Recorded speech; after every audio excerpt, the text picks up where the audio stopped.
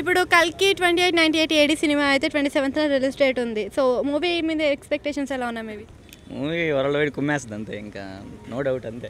అంటే ఇప్పుడు pan Indian వైజ్గా తెలిసిన ప్రభాస్ వరల్డ్ వైజ్గా తెలుస్తాడు అనుకోవచ్చు. ఆల్రెడీ ఎప్పుడు బాహుబలితో తెలిసిపోయాడు, ఇంకా మళ్ళీ ఇంకేముంది, రెండోసారి రిపీట్ అవుద్ది అంతే. ట్రైలర్ ఎలా అనిపించింది? 1, 2 రెండు తోపు అంతే. ఇంకేం అనిపించింది ట్రైలర్లో అదొక నెక్స్ట్ వరల్డ్ అంతే. ఓకే, ఫ్యూచరిస్టిక్ మూవీ కదా ఇది. సో ఫ్యూచరిస్టిక్ మూవీ మన ఫ్యూచర్ అలా ఉంటుంది కానీ ఎక్కడైనా అనిపించిందా? ఉంటుంది, కంపల్సరీ ఉంటుంది. ఎందుకంటే ఇప్పుడున్న జనరేషన్ బాగా కలుషితం అయిపోయింది, ఇంకా రాను రాను అలాగే అయిపోద్ది. అంటే యూనిట్స్ ఉంటే బాగుంటుందా, డబ్బులు ఉంటే బాగుంటుందా? మేబీ అప్పుడు డిపెండ్ అయి ఉంటుంది అది. యూనిట్స్ డబ్బు మనకి ట్రైలర్లో చూపించిండు. అవును.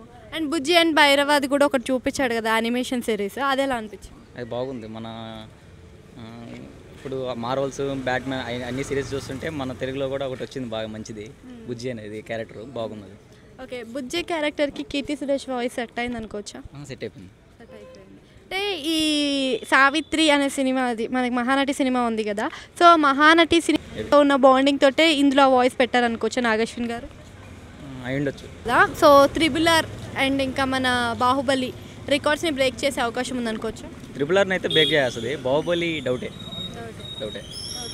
సో నాగశ్విన్ గారు ఈ సినిమాని బాగా హ్యాండిల్ చేయగలుగుతారు అనుకున్నారా? చేస్తారు.